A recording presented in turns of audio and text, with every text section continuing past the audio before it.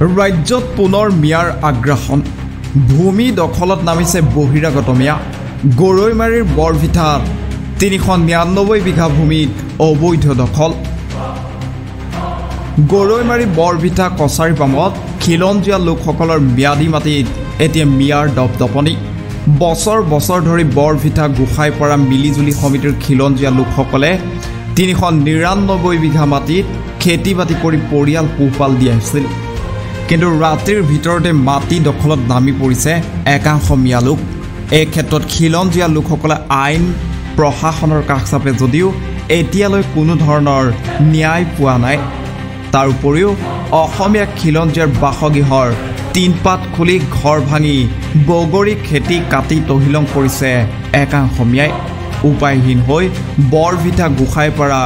মিলিজুলি সমিতিয়ে অসমৰ মুখ্যমন্ত্ৰীক ন্যায় বিচাৰিছে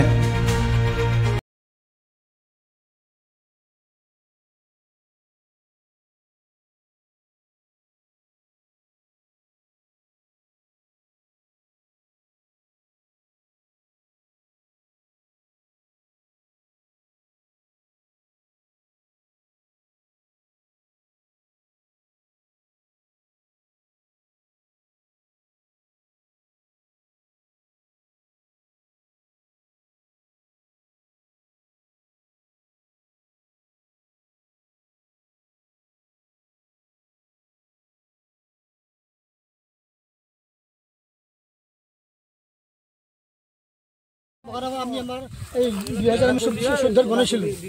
এই বাগানখন কিন্তু এতিয়া আমি এই তেওঁলোকে 22-23 পৰা এই বাগানখন কাটি ফেল ধ্বংস কৰি 25ত এতিয়া আমাৰ বাগানখন নাইকিয়া আৰু এই মাটিখিনি তেওঁলোকে বলবুৰে জবৰদস্তি তেওঁলোকে দখল কৰিছে যে আমাক ইয়াত উঠিবই নিদিয়ে এতিয়া এই ক্ষেত্ৰত আইন প্ৰশাসনক জনোৱা হৈছিল নে এই ক্ষেত্ৰত আমি আইন প্ৰশাসন কৰিছোঁ আমি কেছো কৰিছিলোঁ কিন্তু আমি কেছো কৰোঁ বৰ্তমান আকৌ এতিয়ালৈকে হেৰি পোৱা নাইকিয়া একো ন্যায় পোৱা নাইকিয়া এইটো ক্ষেত্ৰত সেইকাৰণে আমি হিমন্ত ছাৰক এটাই অনুৰোধ কৰিব যাতে আমাৰ এই বৰভিটা কছাৰী গাঁও মাটিখিনি আমাক এটা তেওঁ উদ্ধাৰ কৰি দিয়ে এইখিনি আমাক ক'ব লগা আমি খিলঞ্জীয়া মানুহ এইটোৱে কৈছোঁ আমি খিলঞ্জীয়া মানুহ আমি অসমীয়া ভূমিপুত্ৰৰ মানুহ যাতে আমাৰ এই মাটিখিনি যাতে হেমন্ত ছাৰে আমাক উদ্ধাৰ কৰি আমাক যাতে মুক্তি কৰি দিয়ে এই ছাৰ হেমন্ত ছাৰলৈ অনুৰোধ আমি হেমন্ত ছাৰলৈ আমি এপ্লিকেশ্যনো কৰিছিলোঁ